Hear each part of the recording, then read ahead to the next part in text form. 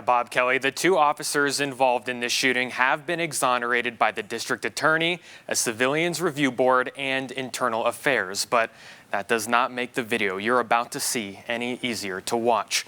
Now, a new set of investigators will be taking a look at whether a Salt Lake City Council member tried to improperly influence the case.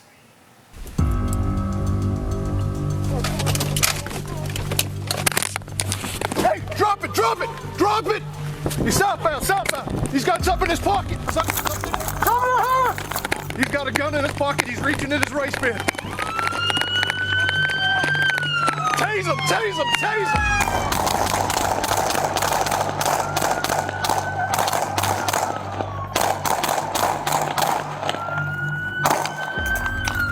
3 separate investigations have all resulted in the same outcome. Right there, and that was what caught my eye. We declined to file criminal charges against either officer for his use of deadly force. No punishment for the 2 officers who shot and killed Bernardo Palacios Carvajal, a robbery suspect who kept dropping his gun and picking it up as he ran from police earlier this year. We can't verbally or vocally defend ourselves.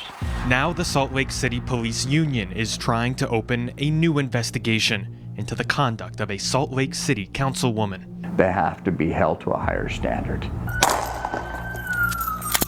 After police released the body camera video, but before any of the investigations were complete, Councilmember Amy Fowler posted this on her personal Facebook page, quote, "I believe Bernardo Palacios Carvajal was unlawfully killed, and I am outraged. I will do everything in my power to ensure that justice is served.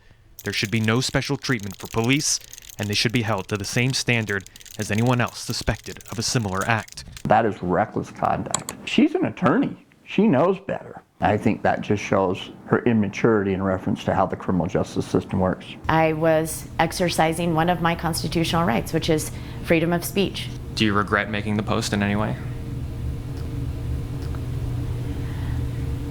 No, I was expressing my feelings and my thoughts. It's horrible to see somebody be shot and killed. Fowler is a criminal defense attorney, which is why Union President Stephen Winters filed his complaint with the state bar, not the city. He argues the councilwoman's post misrepresented the facts, was prejudicial, and demonstrated an ability to improperly influence a government agency. Fowler disagrees. I'm pretty sure that Sim didn't check out my Facebook page before doing any sort of investigation, or the West Valley Police, or anybody else that was investigating. Clearly, there has to be some kind of sanction. Maybe. I've not seen any cases where a lawyer is disciplined for saying something negative about a police officer. The bar was not able to comment, but Linda Smith is a law professor at the University of Utah who has spent much of her career teaching and studying the attorney's rules of professional conduct and is not affiliated with this case. At one point, Amy Fowler was her student, but she says that doesn't impact her opinion. I can see why the police association was frustrated with this. She says sometimes there's a difference between someone's personal code of ethics compared to the state code, which is why she does not expect this investigation to go far. Expressing an opinion, even though it might be unwise, it isn't lying. It was her opinion that it was unlawful.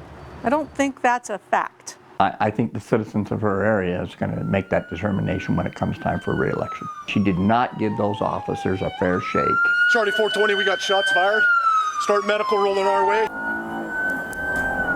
Councilwoman Fowler says when she wrote "everything in my power" online, she meant using her role with the city to fix what she views as a flawed policing system that should have protected Bernardo. The union says officers are much better at accepting change than people give them credit for. They just don't want the city council playing games with their budget.